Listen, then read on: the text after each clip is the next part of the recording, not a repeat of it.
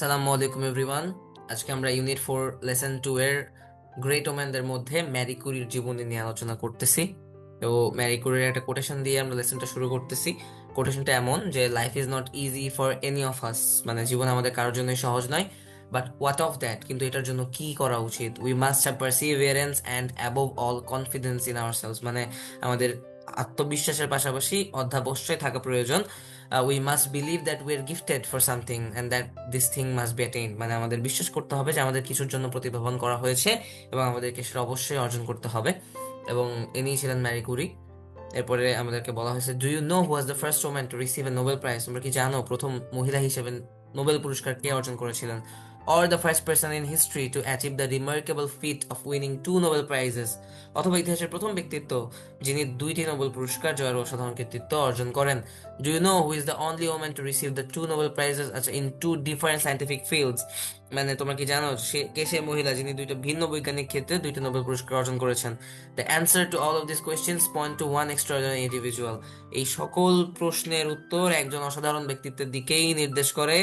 নাম ছিল মারিয়া স্যালোমিয়া স্ক্লেদোস্কা কিউরি, মোর ফেমাসলি known as মারিয়া কুরি। মানে হচ্ছে যিনি আরো বেশি পরিচিত ছিল ম্যারি কুরি নামে, তার পুরো নাম ছিল হচ্ছে মারিয়া সালোমিয়া স্ক্লোদোস্কা কুরি। আচ্ছা, তো আমরা এখন ওনার জীবনী নিয়ে আলোচনা করব। আচ্ছা, আপনারা দেখতে পাচ্ছেন কিনা জানি না, আর্লি লাইফ লেখা আছে এখানে। সো আর্লি লাইফ বা প্রাথমিক জীবন কেমন ছিল ম্যারি কুরি? নি মারিয়া স্লোভস্কা, আমরা যেটা শুনলাম তার নাম, was born in Warsaw on November 7, 1867, the daughter of a secondary high school বা secondary school teacher. Marie Curie জন্ম নাম ছিল মারিয়া স্লোভস্কা। 7 নভেম্বর 1867 সালে ওয়ার্সোতে জন্মগ্রহণ করেন একজন মাধ্যমিক বিদ্যালয়ের শিক্ষকের কন্যা হিসেবে। From childhood, she was remarkable for her prodigious memory, and at the age of 16, she won a gold medal on completion of her secondary education at the Russian Lycée. আচ্ছা, তার মানে শৈশবকাল থেকে তিনি ছিলেন অসাধারণ স্মৃতিশক্তি, যেভাবে বলছে এখানে রিমার্কেবল মেমোরি, অসাধারণ স্মৃতিশক্তির জন্য বিশেষভাবে লক্ষণীয় ছিলেন এবং 16 বছর বয়সে রুশ লিসে নামক মাধ্যমিক শিক্ষা শেষ করার পরে একটি স্বর্ণপদক তিনি জিতেছিলেন। Because her father, a teacher of mathematics and physics, lost his savings through bad investment, she had to take work as a teacher and at the same time took part clandestinely in the Nationalist Free University, reading in Polish to women workers. অনেক বড় একটা line, আমি ছোট ছোট করে বলি। Because R father মানে হচ্ছে কারণ তার যে বাবা বা পিতা যিনি ছিলেন তিনি ছিলেন গণিত এবং পদার্থবিজ্ঞান শিক্ষক, এবং খারাপ বিনিয়োগ বা ব্যাড ইনভেস্টমেন্টের কারণে তার সকল সঞ্চয় বা যে সেভিংস ছিল সেটা হারিয়ে গেছিল। তাই মারিয়া কুরিকে বা মারিয়া কুরিকে শিক্ষক হিসেবে কাজ করতে হয়েছিল, এবং একসঙ্গে তিনি জাতীয়তাবাদী ন্যাশনালিস্ট ফ্রি ইউনিভার্সিটি নামে একটা ইউনিভার্সিটি, যেখানে গোপনে অংশগ্রহণ করছিলেন, ক্ল্যান্ডেস্টাইনলি মানে হচ্ছে খুব গোপনে বা একা একা আর কি অংশগ্রহণ করেন, এবং মহিলা শ্রমিকদের জন্য পলিশ ভাষায় পড়াশোনা করতেন। আচ্ছা, at the age of 18 she took a post as governess, মানে হচ্ছে 18 বছর বয়সে তিনি একজন গভর্নেস হিসেবে নিয়োগ পান। From her earnings she was able to finance her sister Bronislaw's medical studies in Paris, with the understanding that Bronislaw would in turn later help her to get an education. আচ্ছা, তার মানে তার যে আয় হতো সে আয় থেকে তিনি তার বোন ব্রোনিস্লাভা আর কি তাকে প্যারিসে চিকিৎসা শিক্ষার খরচ বহন করতে সক্ষম হন, এবং এই শর্তে তিনি রাজি ছিলেন যে ব্রোনিস্লাভা তার যে বোন সে হয়তো পরে তাকে শিক্ষা খাতে বা শিক্ষা অর্জনে সহায়তা করবে আর কি। আচ্ছা, move to Paris, Pierre Curie and the first Nobel prize. So প্যারিসে যাত্রা, পিয়েরে কুরি এবং নোবেল পুরস্কার পাওয়া আর কি প্রথম, এটা এই পার্টিকুলার লেসনের জন্য part. In 1891, Sklodowska went to Paris and now, using the name Mary, began to follow the lectures of Paul Appel, Gabriel Lippmann and Edmond Bauty at the Sorbonne. আচ্ছা, মানে হচ্ছে 1891 সাল স্ক্লোদোস্কা প্যারিসে যান, এবং এখন তিনি মানে প্যারিসে থাকাকালীন অবস্থায় ম্যারি নামে পরিচিত হয়ে তিনি সরবনে পল অ্যাপেল, সরবন হয়তো একটা ইউনিভার্সিটি বা কোনো একটা জায়গা, পল অ্যাপেল, গ্যাব্রিয়েল লিপম্যান এবং এডমন্ড বাউটির লেকচার শোনার কাজ শুরু করেন। There she met many physicist who were already well known, মানে হচ্ছে সেখানে তিনি অনেক পরিচিত পদার্থবিজ্ঞানীদের সাথে সাক্ষাৎ করেন। Sklodowska worked far into the night in her student quarter garret and virtually lived on bread and butter and tea. মানে হচ্ছে আহ স্লোভস্কা বা ম্যারি কুরি তার ছাত্রাবাস, আমরা বলতে পারি এটাকে স্টুডেন্ট কোয়ার্টার, ছাত্রাবাসে গ্যারেট বা ছাদ বলতে পারি, ছাদে রাতভর কাজ করতেন এবং প্রায় শুধুমাত্র রুটি, মাখন এবং চায়ের মাধ্যমে তিনি জীবনযাপন করতেন আর কি। She came first in the licence examination of the physical sciences in 1893, মানে হচ্ছে 1893 সালে পদার্থবিজ্ঞানের লাইসেন্স পরীক্ষায় তিনি প্রথম স্থান অর্জন করেছিলেন।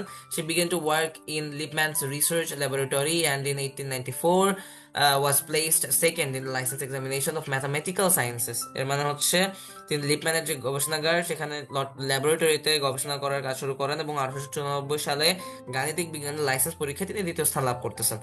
এরকম একটা situation. It was in the spring of that year that she met Pierre Curie. এই এমন একটা অবস্থায় বসন্তকালে এই বছরেরই মানে 1894 সাল তিনি পিয়েরে কুরির সাথে সাক্ষাৎকার করেন। দ্য ম্যারেজ বা দেয়ার ম্যারেজ, তাদের যে বিয়ে হয়েছিল জুলাই 25, 1895 সালে, mark the start of A partnership that was soon to achieve results of world significance. মানে হচ্ছে তাদের বিবাহ এমন এক সহযোগিতা বা পার্টনারশিপের সূচনা করেছিল যে শীঘ্রই বিশ্বব্যাপী গুরুত্বর বা গুরুত্বের ফলাফল এনে দিত। আচ্ছা, বিশেষ করে in particular the Discovery of polonium, so called by Mary in honor of her native land, যেহেতু পোল্যান্ড থেকে আসছিলেন এই জন্য পোলোনিয়াম নাম দিয়েছিলেন Marie, in the summer of 1898 and that of radium a few months later। আচ্ছা, এর মানে কি, কেন গুরুত্ব বহন করতো? কারণ 1898 সালের গ্রীষ্মে পোলোনিয়ামের আবিষ্কার হয়েছিল তাদের দ্বারা, যা ম্যারি তার জন্মভূমির সম্মানে নামকরণ করছিলেন, এবং কয়েক মাস পর রেডিয়ামেরও আবিষ্কার হয়। তো পোলোনিয়াম আর রেডিয়াম এই দুইটা জিনিসই ম্যারি কুরি এবং পিয়েরে কুরি মিলে আবিষ্কার করছিলেন আমরা বলতে পারি। আচ্ছা, following Henry Becquerel's discovery 1896 of a new phenomenon which she later called radioactivity, Marie Curie, looking for a subject for a thesis, decided to find out if the property discovered in uranium was to be found in other matter। আমরা বুঝতেছি কি নিয়ে কথা হচ্ছে। Henry বেকরেলের একটা ঘটনা বলি, আবিষ্কারের ঘটনা বলি, ফেনোমেনন মানে একটা অদ্ভুত জিনিস আর কি, তিনি আবিষ্কার করছিলেন হেনরি বেকরেল কত সালে, 1896 সালে, যখন তিনি সেটা নামকরণ করতে পারেন নাই, যাকে পরে রেডিও অ্যাক্টিভিটি নামকরণ করা হয়েছিল আর কি। পরে ম্যারি কুরি থিসিসের বিষয় খুঁজতেছিলেন, তিনি এই থিসিসের বিষয় খুঁজতে করতে সিদ্ধান্ত নেন যে ইউরেনিয়ামের যে আবিষ্কৃত গুণাবলী, ইউরেনিয়াম পদার্থটার যে গুণাবলী সেটা অন্য কোনো পদার্থ পাওয়া সম্ভব কিনা। She discovered that this was true for thorium at the same time as G.C. Smith did। আচ্ছা, মানে হচ্ছে তিনি আবিষ্কার করেন যে একই সময় জি স্মিথের মতোই এই গুণ থোরিয়ামের ক্ষেত্রেও সত্য। আচ্ছা, turning her attention to minerals, she found her interest drawn to pitchblende। আচ্ছা, মানে হচ্ছে আমরা এটাকে কি বলবো, পদার্থগুলোর প্রতি তার যে মনোযোগ নিবদ্ধ করে তিনি পিচ ব্লেন্ড নামক এক খনিজের প্রতি আকর্ষণ হয় আর কি। পিচ ব্লেন্ড হচ্ছে একটা খনিজ পদার্থ, আমরা আকরিক বলতে পারি। A mineral whose activity superior to that of pure uranium could be explained only by the presence in the ore of small quantities of an unknown substance of very high activity. এটা খুবই scientific কথাবার্তা এখানে চলতেছে, আপনাদের খুব বেশি না বুঝলেও চলবে, এগুলো নিয়ে খুব বেশি কোয়েশ্চেন আসবে না। বাট আপনারা আকরিক সম্পর্কে যদি জানতে পারেন বা পোলোনিয়াম, রেডিয়াম, ইউরেনিয়াম এগুলো নিয়ে যদি জানেন তাহলে আপনারা জানবেন কি নিয়ে কথা হচ্ছে। তো এখানে বলছে যে তার মনোযোগ ছিল পদার্থগুলো নিয়ে, তিনি পিচব্লেন্ড নামক এক খনিজের প্রতি আকৃষ্ট হয়ে পড়েন, যার ক্রিয়াশীলতা ছিল, তেজস্ক্রিয়তা বা ক্রিয়াশীলতা যাই বলেন না কেন, বিশুদ্ধ ইউরেনিয়ামের তুলনায় বেশি। ইউরেনিয়ামের তেজস্ক্রিয় আমরা জানি অনেক বেশি, তার তুলনায় অনেক বেশি তেজস্ক্রিয় ছিল, এবং যার ব্যাখ্যা করা যায় কেবল সেই ধাতব আকরিকের মধ্যে এক অত্যন্ত সক্রিয় পদার্থের অল্প পরিমাণের উপস্থিতির মাধ্যমে। মানে এই যে তেজস্ক্রিয়তা, এটার কারণ কি আছে? কারণ অবশ্যই এর মধ্যে কোনো সক্রিয় পদার্থ আছে, অল্প পরিমাণে উপস্থিত অবশ্যই আছে। Pierre Curie then joined her in the work and then she had undertaken to resolve। আচ্ছা, তার মানে হচ্ছে আমরা বুঝতে পারতেছি পিয়েরে কুরি যিনি ছিলেন তার হাজবেন্ড, তার সাথে যুক্ত হন সেই কাজের জন্য, তিনি এই সমস্যার সমাধানের লক্ষ্যে কাজ শুরু করেন। আচ্ছা, এই যে রিজলভ দ্য প্রবলেম, আপনারা এই লাইনটা দেখতে পারতেছেন কিনা জানি না, আমি পড়ে দিচ্ছি। সো রিজলভ দ্য প্রবলেম কোথায় গেল, আমি নিজে হারিয়ে ফেলছি। আচ্ছা, আচ্ছা, and that led to the discovery of the new elements polonium and radium। আচ্ছা, আমরা বুঝতেছি এর মানে হচ্ছে এরকম পিরে করে তার সঙ্গে যুক্ত হন কাজের জন্য, তিনি একই সমস্যা সমাধানের লক্ষ্যে শুরু করছিলেন কাজ, এবং তা উৎপাদন যা নতুন উপাদান হিসেবে পোলোনিয়াম এবং রেডিয়াম আবিষ্কারের দিকে নিয়ে যায়। তার মানে এই কাজের মাধ্যমে তারা পোলোনিয়াম এবং রেডিয়াম আবিষ্কার করতে পারছিলেন আর কি। আচ্ছা, while Pierre Curie devoted himself chiefly to the physical study of the new radiations, Marie Curie struggled to obtain pure radium in the metallic state, achieved with the help of chemist André Louis Debrine, one of Pierre Curie's pupils। আচ্ছা, আমরা যদি এক এক করে পড়ি যে wild লাইনটা থেকে আবার, যেখানে পিয়েরে কুরি প্রধানত নতুন যে রশ্মিগুলো সেগুলোর শারীরিক অধ্যয়নে নিজেকে ব্যস্ত বা নিয়োজিত রাখছিলেন, ম্যারি কুরি কি করছিলেন, রাসায়নিক আন্দ্রে লুই দেবি ইয়োর বলতে পারি, আন্দ্রে লুই দেবিওরনের, যিনি ছিলেন কি পিয়েরে কুরির একজন শিষ্য, পিপলস ছিল, সহায়তায় ধাতু অবস্থায় বিশুদ্ধ রেডিয়াম প্রাপ্তির জন্য সংগ্রাম করতেছিলেন। ম্যারি কুরি এই কাজটা করতেছিলেন আর কি। আচ্ছা, on the results of this research, Marie Curie received her doctorate of science in June 1903, and with Pierre was awarded the Davy Medal of the Royal Society. আমরা আরো কিছু পুরস্কারের কথা জানতে পারলাম এখান থেকে, যে এই গবেষণার ফলাফল স্বরূপ ম্যারি কুরি 1903 সালের দিকে জুনের দিকে তার বিজ্ঞান ডিরেক্টর ডক্টরেট লাভ করছিলেন আর কি, এবং পিয়ারের সঙ্গে রয়্যাল সোসাইটির ডেভি মেডেলও তাকে প্রদান করা হয়। আচ্ছা, এরপরে আমরা যদি পড়ি, also in 1903, they shared the Becquerel the Nobel Prize for Physics for the discovery of radioactivity. মানে তেজস্ক্রিয়তা আবিষ্কার করার জন্য তারা ফিজিক্সে বেসিক্যালি নোবেল পুরস্কার পাইছিলেন কত সালে? 1903 সালে। বেকারেলের সঙ্গে যৌথভাবে, খেলায় তারা তারা নিজেরা পান নাই, একা একা পান নাই। বেকারেল নামে একজন বিজ্ঞানী ছিল, তার সাথে তারা যৌথভাবে এই পদার্থবিজ্ঞানে নোবেল পুরস্কারটা ভাগাভাগি করেন তেজস্ক্রিয়তা আবিষ্কারের জন্য।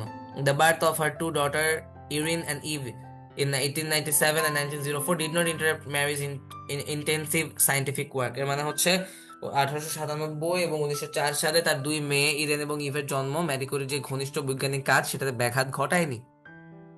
She was appointed lecturer in physics at the École Normale Supérieure for Girls in Sevres and introduced there a method of teaching based on experimental demonstrations. খুবই ফ্রেঞ্চে লেখাগুলো নামগুলো, সো আমরা নাম উচ্চারণ করতে অসুবিধা হবে স্বাভাবিক। তারপর যদি নামটাকে বলতে চাই এভাবে বলতে পারি হয়তো, যে 1970 সালে সেভরেসের বালিকা ইকোল নর্মাল সুপ্রেখ এ পদার্থবিজ্ঞানের বক্তা হিসেবে নিয়োগ পাওয়ার পরে তিনি সেখানে পরীক্ষামূলক প্রদর্শনের ভিত্তিতে শিক্ষাদানের একটি পদ্ধতি প্রবর্তন করেন আর কি। আচ্ছা, in December 1904 she was appointed chief assistant in the laboratory directed by Pierre Curie. মানে হচ্ছে ডিসেম্বর 1904 সালে তাকে পিয়েরে কুরি পরিচালিত গবেষণাগারের প্রধান সহকারী হিসেবে নিয়োগ করা হয়। এরপরে death of Pierre Curie and second Nobel prize. তো পিয়েরে কুরি মারা যাওয়ার পরে তিনি যে দ্বিতীয় নোবেল পুরস্কার পাইছিলেন এই কাহিনীটুকু এখানে বলা হয়েছে। আচ্ছা, তো the sudden death of Pierre Curie April 1906 was a bitter blow to Marie Curie. আমরা বুঝতে পারতেছি যে পিয়েরে কুরির হঠাৎ মৃত্যু 19 এপ্রিল 1906 সালে ম্যারি কুরির জন্য একটি করুণ আঘাত ছিল, but it was also a decisive turning point in her career. মানে হচ্ছে কিন্তু এটা একই সঙ্গে তার কর্মজীবনের একটি সিদ্ধান্তমূলক মোড়ও ছিল। Henceforth she was to devote all her energy to completing alone the scientific work that they had undertaken. এর মানে হচ্ছে কারণ কি ছিল, তিনি এরপর থেকে একা তাদের যে শুরু করা বৈজ্ঞানিক কাজগুলো সেগুলো সম্পন্ন করতে নিজের সমস্ত শক্তি উৎসর্গ করে দেন। On May 13, 1906 she was appointed to the professorship that had been left vacant on her husband's death. এর মানে হচ্ছে তার হাজবেন্ড যেহেতু প্রফেসর ছিল, অন মে 13, 1906 13 মে 1909 সালে তার স্বামীর মৃত্যুর পরে খালি থাকা যেই অধ্যাপনার আসনটি ছিল বা প্রফেসরের যে আসনটি ছিল তাতে তাকে অধ্যাপক হিসেবে নিয়োগ করা হয়। আচ্ছা, she was the first woman to teach in Sorbonne. সরবনে তিনি প্রথম শিক্ষা প্রদানকারী মহিলা ছিলেন। আমরা আগেও বলছি সরবন একটা জায়গার নাম। In 1908 she became titular professor and in 1910 her fundamental treatise on radioactivity was published.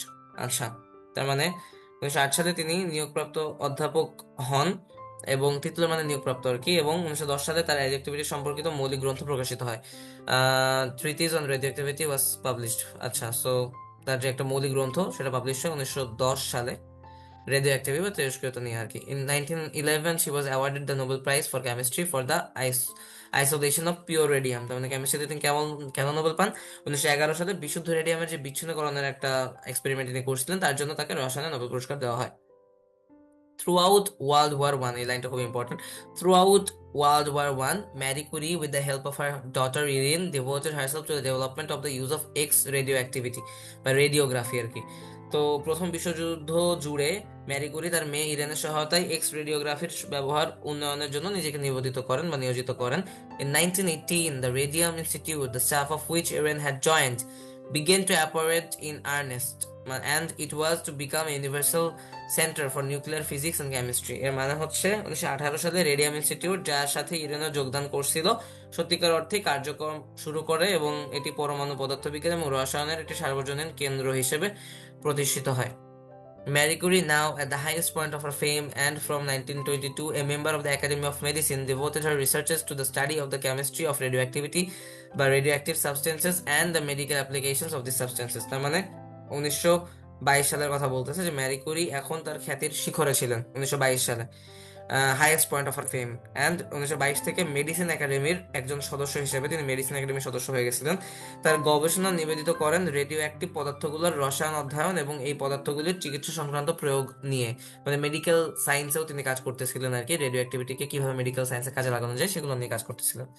এরপরে death 1934। Marie Curie died as a result of aplastic anemia caused by the action of radiation. আমরা জানি সকলেই হয়তো যে তিনি যেটা আবিষ্কার করছিলেন সেটাতে তিনি মৃত্যুবরণ করেন। 1934 সালে রেডিয়েশনের যে ক্রিয়া, সেই ক্রিয়ার ফলস্বরূপ উদ্ভূত এক অ্যাপ্লাস্টিক অ্যানিমিয়ার কারণে ম্যারি কুরি মৃত্যুবরণ করেন। Her contribution to physics had been immense, not only in her own work, the importance of which had been demonstrated by the award of her two আহ, আমরা কি বলবো জানি, টু কি পাইছেন, তিনি নোবেল পাইছেন আর কি। So two Nobel Prizes, but because of her influence on subsequent generations of nuclear physicists and chemists. আচ্ছা, এটা আপনারা দেখতে পাইতেছেন না, জানি না, আবার বলি। Her contribution to physics had been immense, মানে পদার্থবিজ্ঞানে বা পদার্থবিদ্যায় তার অবদান ছিল ব্যাপক, not only in her own work, কেবলমাত্র তার নিজস্ব কাজেই নয়, the importance of which had been demonstrated by the award of her two Nobel Prizes, তার গুরুত্ব দুইটি নোবেল পুরস্কারের মাধ্যমে প্রমাণিত হয়। বরঞ্চ but because her influence on subsequent generation of nuclear physicist and chemist, মানে হচ্ছে বরং পরবর্তী প্রজন্মে নিউক্লিয়ার পদার্থবিদ এবং রসায়নবিদের উপরে তার যে প্রভাব, তার জন্য তার যেই কাজগুলো সেটা এত গুরুত্বপূর্ণ ছিল। আচ্ছা, Marie Curie, together with Erin Joliot-Curie, wrote the entry on rhodium for the 13th edition, 1926, on the Encyclopedia Britannica. মানে হচ্ছে ম্যারি কুরি ইরেন জোলিও কুরির সঙ্গে মিলিত হয়ে এনসাইক্লোপিডিয়া ব্রিটানিকার জন্য 13তম যে সংস্করণ ছিল 1926 সালে, এর জন্য রেডিয়াম সম্পর্কিত নিবন্ধ লিখছিলেন তিনি। In 1995, Marie Curie's ashes were enshrined in the Pantheon in Paris. She was the first woman to receive the honor for her own achievements. আচ্ছা, তার মানে 1995 সালে ম্যারি কুরির ছাই যেটা, সেই অ্যাশ বা ছাইকে প্যারিসের প্যান্থিয়নে অন্তর্ভুক্ত করা হয়েছিল। প্যান্থিয়ন হয়তো একটা গুরুত্বপূর্ণ জায়গা প্যারিস, আমি জানি না ঠিক। তিনি তার নিজস্ব সাফল্য এবং এই সাফল্যের জন্যই সম্মান লাভকারী প্রথম মহিলা ছিলেন। আচ্ছা, সো দ্যাটস প্রিটি মাচ ইট। আচ্ছা, লাস্ট লাইন বাকি আছে। Her office and laboratory in the Curie Pavilion of the Radium Institute are preserved as a Curie Museum. তার মানে হচ্ছে রেডিয়াম ইনস্টিটিউটের কুরি প্যাভিলিয়নে তার অফিস এবং তার গবেষণাগারকে সংরক্ষিত আছে কিউরি মিউজিয়াম হিসেবে।